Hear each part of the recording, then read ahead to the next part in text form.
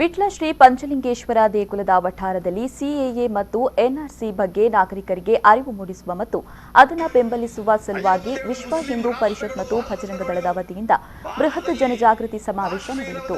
ಪುತ್ತೂರು ವಿದ್ಯಾವರ್ಧಕ ಸಂಘದ ಅಧ್ಯಕ್ಷ ಡಾ ಪ್ರಭಾಕರ್ ಭಟ್ ಕಲ್ಲಡ್ಕ ಅವರು ಮಾತನಾಡಿ, ಸಿಎಎ ಎನ್ಆರ್ಸಿ ಕಾಯ್ದೆ ಭಾರತದ ಮುಸ್ಲಿಮರಿಗೆ ಕಿಂಚಿತ್ತೂ ತೊಂದರೆ ನೀಡುವುದಿಲ್ಲ.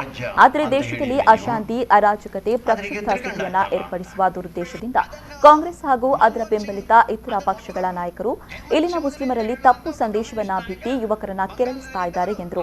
ಅದನ್ನು ಮನಮೋಹನ್ ಸಿಂಗ್ ಅದನ್ನು ಒಪ್ಪಿಕೊಂಡ್ರು. ಹೇಮಂತ್ ಚೌಧರಿ ಅಂತ ಹೇಳುವಂತ ಒಬ್ಬ ಕಮ್ಯುನಿಸ್ಟ್ ನಾಯಕ ಬಂಗಾಳದಲ್ಲಿದ್ದವರು ಆಗಲೇಬೇಕು ಅಂತ ಹೇಳಿದರು.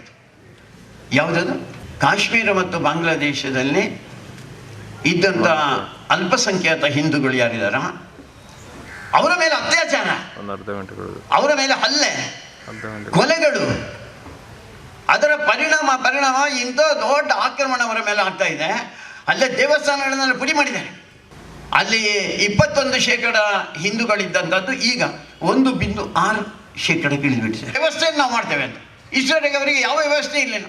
ಅವರಿಗೆ ರೇಷನ್ ಇರಲಿಲ್ಲ, ಮನೆ ಕಟ್ಟಿಕೊಳ್ಳಲಿಕ್ಕೆ ನಿವೇಶನ ಕೊಡುವ ಹಾಗಿಲ್ಲ, ಅವರಿಗೆ ಶಿಕ್ಷಣ ಬೇಕಾದಂಥ ವ್ಯವಸ್ಥೆಗಳಿಲ್ಲ.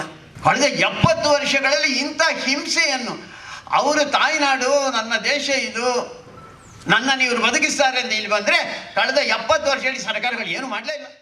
ಈ ವೇಳೆ ಜಿಲ್ಲಾ ಬಿಜೆಪಿ ವಕ್ತಾರ ಹರಿಕೃಷ್ಣ ಬಂಟ್ವಾಳ, ಭಜರಂಗ ದಳ ಪ್ರಾಂತ ಸಂಚಾಲಕ ಮುರಳೀಕೃಷ್ಣ ಹಸನ್ ತಡ್ಕ, ಜಿಲ್ಲಾ ಸಂಚಾಲಕ ಶ್ರೀಧರ್ ತೆಂಕಿಲ ಮತ್ತಿತರರು ಉಪಸ್ಥಿತರಿದ್ದರು.